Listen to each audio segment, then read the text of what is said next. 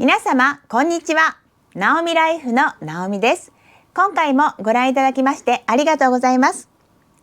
今日は2024年5月14日火曜日です。今回の動画では先週の5月7日の日に最後の6クール目の抗がん剤治療を終えた後、今日に至るまでの副作用のこと、また継続している副作用のこと、そしてサムネイルで写真見ていただいたように、日曜日の日に救急外来のお世話になってしまいましたので、その件などについて、お話ししていきたいなと思います。また脱毛具合も見ていただこうと思います。今回も最後までよろしくお願いいたします。早速ですけれども、5月7日の日に最後の抗がん剤の治療を受けに行った際、直前の血液検査のデータがこちらにあります。見ていただいてわかると思いますが、白血球数が基準値内に入っていて、今回はもう正常値の値、ギリギリですけれども正常値の値ギリギリに入っていたということ、1回目から6回目までの抗がん剤治療の中で初めての出来事で、血液検査のデータを見てびっくりしました。でこれが、来週の血液検査でどの程度下がっていっているかっていうのはまた来週お見せしたいと思いますけれども、このような形で、とてもいい状態で、6回目の抗がん剤治療を受けることができました。そして、翌日からですね、副作用、翌日というかその夜中からですね、火曜日の夜中から、副作用に、耐えてきたわけです。今回も、5回目と同じように痛みがものすごく強かったです。で、水木金曜日の3日目あたりは、ベッドマットがですね、朝起きたら20センチ以上ベッドから外れて動いてしまう、そのぐらい夜中結構体が痛くて、動き回っていたようです。でようですっていうのも、寝てるんですけれども突然の痛みがあって、それでグッとした痛みがあって、それで痛みが収まるとスーッと寝るっていう感じなので、寝てはいるんですけれども夜中何回も何回もそういう状態が起きていて、ものすごく辛かったんですね。でそれが一番ひどかったのが3日目ですね。水木金曜日あたりが一番辛かったです。夫も、昼間一緒にいるんですけれども、私が痛いうっていう時がもうとても多くて、5回目よりももう本当に数えられないぐらい多かったので、夫が今回が一番ひどいな、痛みがなっていうふうに言うぐらい、6回目は本当に痛かったです。あと味覚障害とか手足症候群というのは続いているんですけれども、それはね、日にちが経たないと治らないものかなというふうに思っています。で、6回目だったので、もうこれから7回目8回目というふうに抗がん剤治療がないわけですから、運動も5回目以上にトライしてみました。で、左足先が手足症候群になっているので、基本的には、先生の方からこれが裂けてしまうと、足の裏が裂けてしまって、出血したりとかしてしまうと抗がん剤治療ができなくなるから気をつけてねというふうに言われていたんですが、もう後がないわけですから、今回はどんどん歩いてみようというふうに思いまして、翌日の水木金土と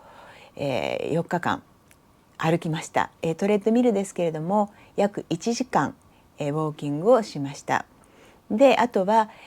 自分の体重を負荷にして、スクワットとかかかと上げとかできる範囲の筋トレもしてみました。これはもう痛みと痛みの間にやる、痛くて一瞬うずくまる時もありますけれども、でもそれでも続ける、とにかく続けて運動をするということを、今回の、期間はやってみました。で、土曜日の日に、トレッドミルから降りた後ちょっと貧血みたいになって、チカチカ金粉が待ってしまうようなことがあっ、それで夫になんか変だわって言った瞬間に夫の顔がぼやけてきたので、あなたの顔が見えなくなってるって言ったら、夫がびっくりして、とにかく座れってなって、また倒れてしまうといけないので、座って休憩して、そしてスポーツドリンクとか塩分の強いものを食べて、少し、時間が経って治ってきたっていう感じはありますけれども、それが土曜日だったんですね。で、日曜日になったら今度は朝から体に力が入らなくなりました。なのでなんでだろうかって思って朝、血圧とか、体温とか測っても、正常なんですね。ともに全然高くもなくって、体温も6度、血圧も100前後ぐらいだったので、とにかく変わった様子はなかったんです。ただ、顔がですね、顔がこの自分の皮膚が自分の皮膚じゃないみたいにこうボワーっとした感じに感じて、変じゃないって何回も夫に言ったんですけど、いや見た目には変じゃないって言われて、で1回目の抗がん剤治療の時にバーッと同じように顔がこう自分の皮膚じゃないみたいになった時は真っ赤になったんですね。でその時の原因は血圧が異常に上昇して、普段100前後なのに177ぐらいまで上がったので、それで救急外来に行ったっていう経緯はあるんですけれども、今回は肌の色が変わってないっていう状況で、でもこうつねっても触ってもこう自分の皮膚じゃない感覚っていうのがあって、これどう見てもおかしいな、体に力も入らないしって思って、で4月の22日の日に以前の動画でお風呂場で転倒して、意識なく転倒してしまった件っていうのを別動画で出してありますけれども、その時に頭のここ左側ですね、結構強く打って、で腫れたんですね。でその後遺症として、慢性硬膜下血腫っていうのができる可能性があるので気をつけてくださいって。その時の症状っていうのは、抗がん剤治療の副作用の症状とそっくりだったので、判断がつかない状態でした。でもしかしたら今この皮膚のこの感覚って顔の異常って頭から来るのかなって思ったので、病院に連絡してみました。そしたら病院の方で頭から来るものなのか抗がん剤から来るものなのかわからないので、とりあえず病院に来て頭ではないということを証明できたらいいんじゃないかっていうことを言われて、それで、救急外来の方に、夫に連れて行ってもらいました。でまずいろんな問診をしていろんなテストをして、そして最終的にはやっぱり CT を取ろうということで CT を取りましたけれども、ここの血腫はできていなかったんですね。なんで一応ほっとしたわけです。でただほっとしたんですけど、先生の方から血腫はできていないけれどもここの部分がですね自分の感覚じゃないっていうのはやっぱりおかしいので、もしかしたら、抗がん剤治療をしている時には、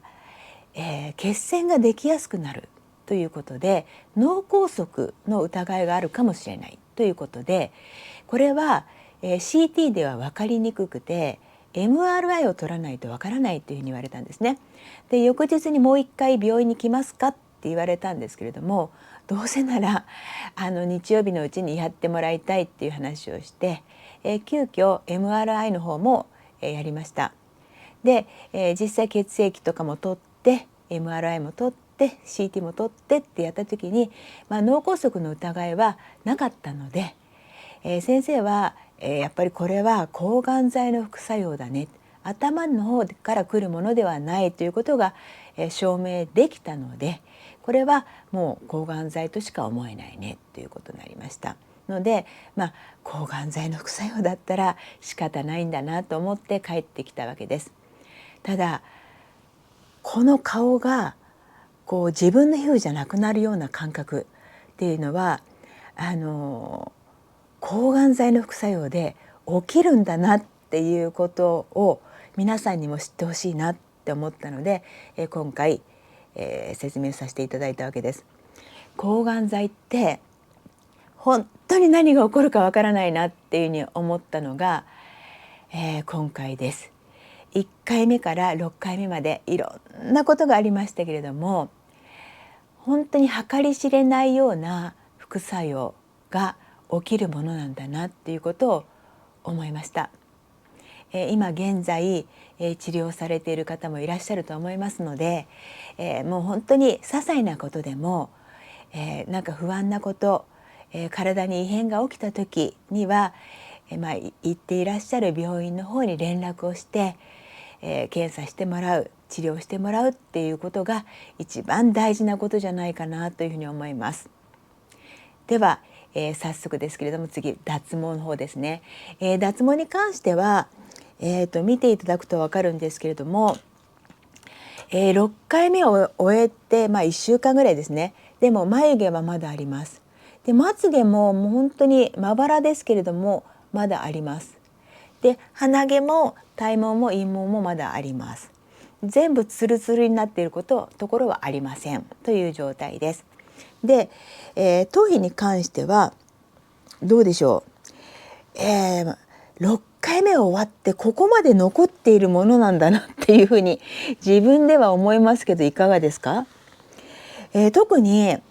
てっぺんの部分は本当なくなってるんですけれども、この生え際とか後ろの部分のこの裾の部分ですね、この辺はまだ残っている感じになります。で、これが、あと2週間後でちょうど、クールが来るわけですから、その時に5月末までの間にどの程度抜けるかっていうところかなというふうに思います。でこれから先は、6月ぐらいからはこの抗がん剤の、体内の影響が少しずつ減っていって、6月末ぐらいになったら多分抗がん剤の影響は減ってくると思いますので、そのぐらいからは、そうですね、髪の毛が生えてくるのかなっていう感じは思いますね。そんな感じです。はい、こんなところです。来週ですね、血液検査をして、それから経過観察がどのぐらいのタイミングでなるかっていうのも分かると思いますし、明日ですね CT、 お腹の腹部の CT を取ることになっていますので、その結果も交えて、21日以降にまた、どのような形になっているか、経過観察に無事になるのかということも、お伝えしていきたいなというふうに思っております。こんなところです。本当にもう何が起こるかわからないですからね、今治療されている方、本当に些細なことでも何でも病院に相談してくださいね。本当にそれが一番大事なことだと思います。抗がん剤って本当にいろんな症状が出てきますからね、気をつけてくださいね。こんな感じですね。今回も最後までご覧いただきましてありがとうございます。また次の動画でお会いできることを楽しみにいたしております。ありがとうございました。